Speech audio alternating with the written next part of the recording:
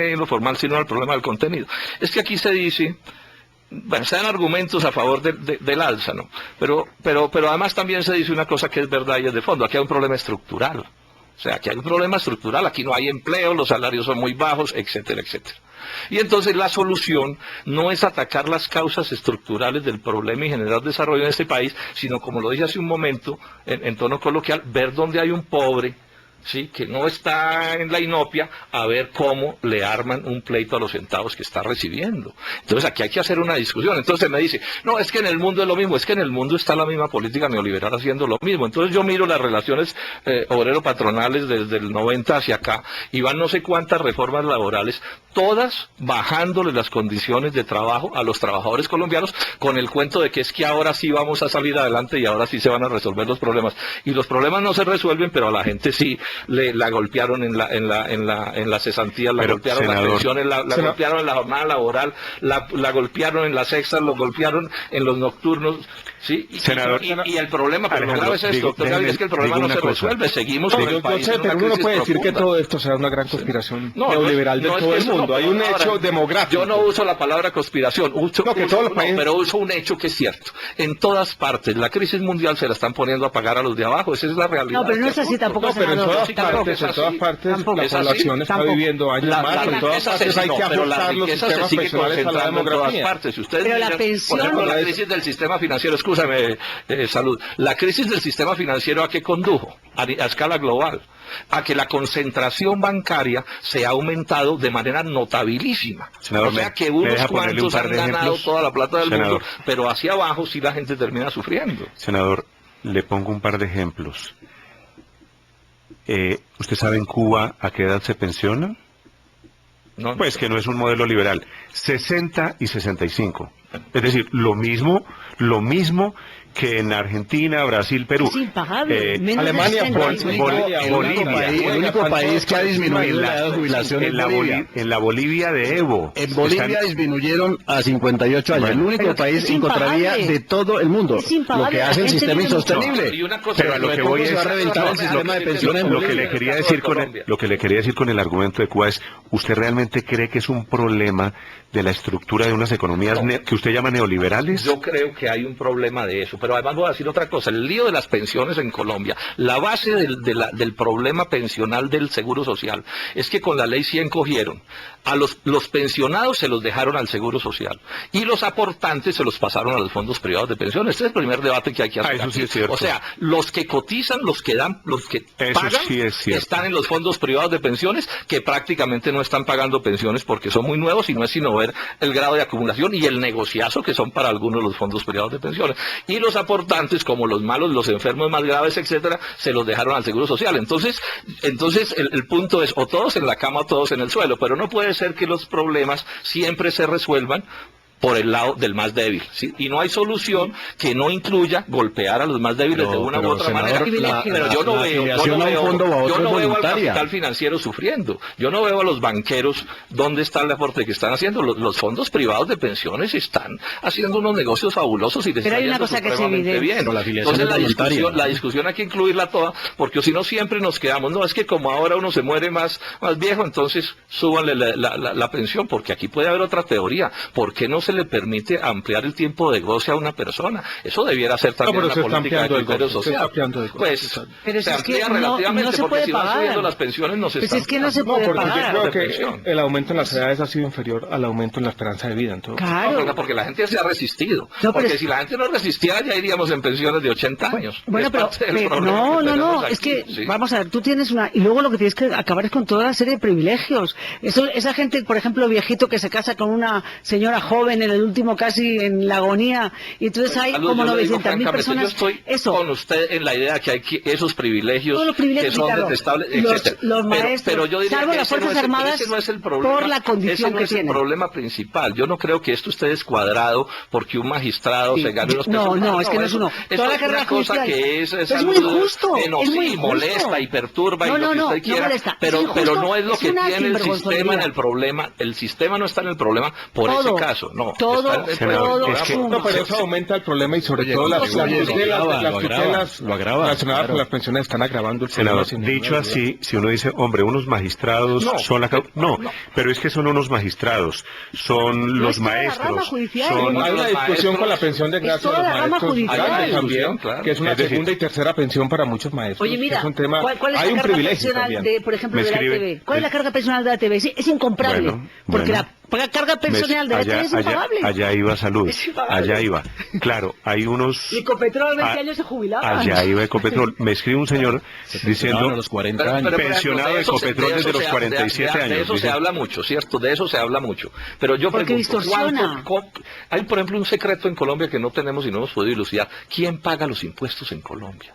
¿Cuántos los están pagando? ¿Es verdad que los que más tienen están pagando lo que deberían pagar? Ese no es tema de discusión en Colombia. Es decir, aquí siempre el tema de discusión es cuando hay un trabajador que de pronto tiene alguna cosa de más. Pero ese es un tema de discusión siempre en se vuelve Colombia. un debate y no hay colombiano que no sepa que en los puertos no sé qué pasó y que la señora... pero senador, no está siendo justo con la opinión nacional.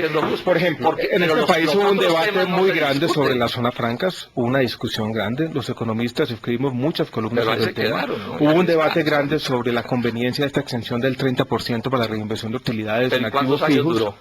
Pero se desmontó ya. Sí, pero se desmontó también asociada a esa discusión. Cuando ya se había cumplido su papel. Pero es que no es en vez de... Justo, es que es como... Es decir, hay que discutir todo eso, lo que usted dice, pero también lo otro. Sí, porque caemos entonces en un estado...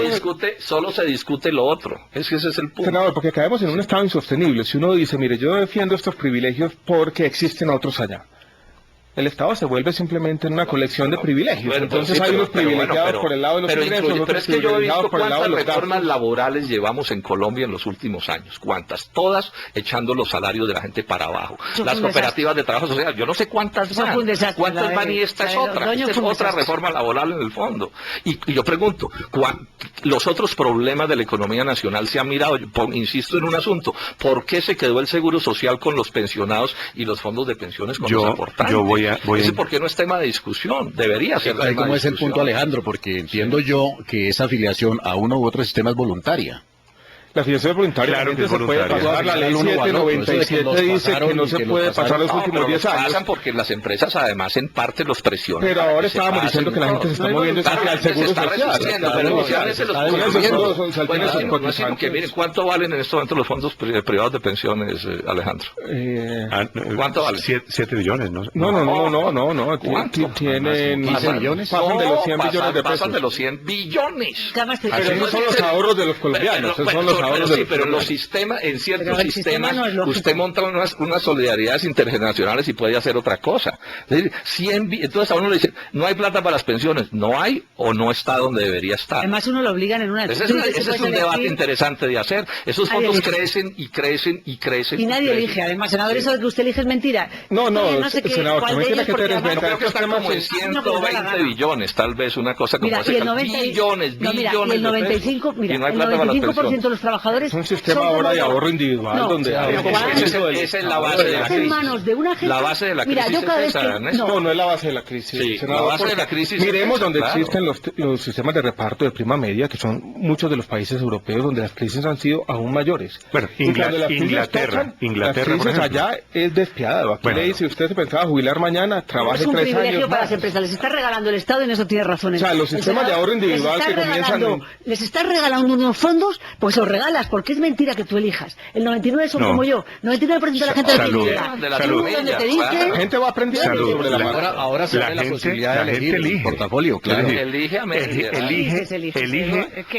Elige y se puede salir. Pero vamos a ver, ¿cuánta gente la elección tiene que ver con la información, pero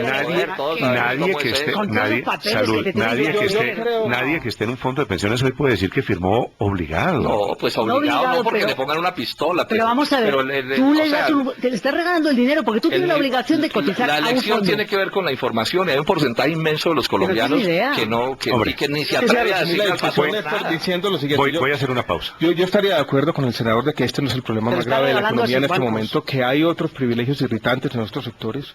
Estoy de acuerdo con Salud que este tema, por ejemplo, de los magistrados es absolutamente... Y la Procuraduría, ¿no? La Procuraduría. Pero eso no toda esa cosa es que en el mediano plazo el país tenga que poner a tono su sistema de pensiones con la demografía. ¿Cómo está? El tema de los parlamentarios también tienen sus privilegios. También tienen sus privilegios, por supuesto. Que ya legalmente está desmontado. Eso venía con 1000 condiciones especiales y eso está desmontado. Ya se está, digamos, como todo está. Para los nuevos parlamentarios, no para los antiguos. Claro, no, claro. Acuérdese, salud. Para la mayoría que son antiguos, pues no. Había los privilegios. Ese es el carrusel, claro, el carrusel. Pero mira qué absurdo. Voy a hacer una pausa. No, pero solamente una cosa. Antes de venir aquí, llamé a mi padre para saber en España cuál es el máximo de pensión. Porque después de la última reforma que la hizo Uribe, aquí el máximo pensión, menos todos esos privilegios que hacen lo que les da la gana, son 12.875.000 pesos. 12.800.000. Que valen a 20 salarios mínimos, tengo entendido. Bueno, creo que el acto legislativo dice son 12 millones y medio. 12 millones y medio, pongamos. Bueno, en España la pensión máxima, con la diferencia que hay de nivel de vida, la pensión máxima, tienes que cotizar 35 años, te lo calculan sobre los últimos 15, ahora te lo van a calcular sobre los últimos 25, los magistrados sobre el último año, para que vean la diferencia. ¿Sabes cuál es la pensión máxima en España? 2.300 euros. Suma multiplica por 3. Que son 7 millones de pesos. 7 millones. Y aquí estamos en 12 millones. Los privilegiados que tienen la pensión máxima. Entonces, no tiene sentido. Es decir, es una locura. Entonces dices, bueno, aparte de que las grandes pensiones no pagan impuestos, por ejemplo. ¿Sabe quiénes se pensionan aquí? Otra inequidad, ¿no? Con esa pensión. En España los políticos se pensionan con más. Unos privilegiados, no la gente que trabaja toda la vida. A eso me refiero. Pero voy a decir una cosa que también... voy a hacer una pausa. Voy a decir una cosa que es interesante. Me van a echar, senador. Yo en general estoy en desacuerdo con los sueldos muy altos y los del Congreso me parecen muy altos. O sea, yo no tengo discusión con nadie. Pero no olvidemos una cosa que es de fondo y es parte de lo que se oculta en Colombia. ¿Cuánto ganan los que pagan los sueldos altos? O sea, los sueldos del sector bancario arriba en la cúpula son altísimos. Y de las grandes cadenas y de todo. Son unos sueldos descomunalmente altos de los que nadie habla. Pero mi pregunta es, ¿cuánto ganan los dueños de las empresas que pagan esos sueldos?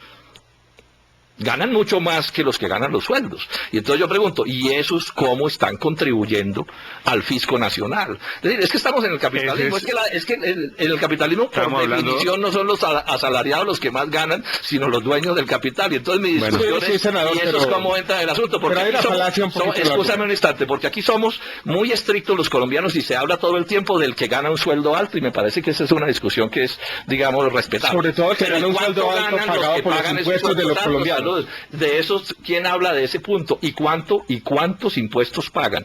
Porque el asalariado, así sea suelto mediano, alto, bajo, le tienen la retención en la fuente y paga. Y le ponen retenciones en las fuentes altas. ¿Cuántos impuestos pagan los dueños de los bancos, por ejemplo, me pregunto yo? O los dueños de las grandes empresas, o los dueños de las grandes haciendas, que son los que pagan esos sueldos altos o relativamente altos. Yo por eso insisto, el debate hay que hacerlo total, porque si no, no se entiende. Sí, senador, pero yo quisiera antes de irme decir, una cosa son los sueldos del sector privado y otra cosa son los sueldos del sector público pagados con los impuestos. Y en todo el mundo, no solo en Colombia, hay una mayor sensibilidad por los segundos. O sea, una cosa es tener un tipo allá y otra cosa es alguien pagado con nuestros impuestos. Pero se debería mirar también porque los sueldos privados también los pagamos los colombianos, Alejandro. Yo entiendo la diferencia. 8:22 los interrumpo. Me muero de la pena. 5 minutos de noticias, ya regresamos.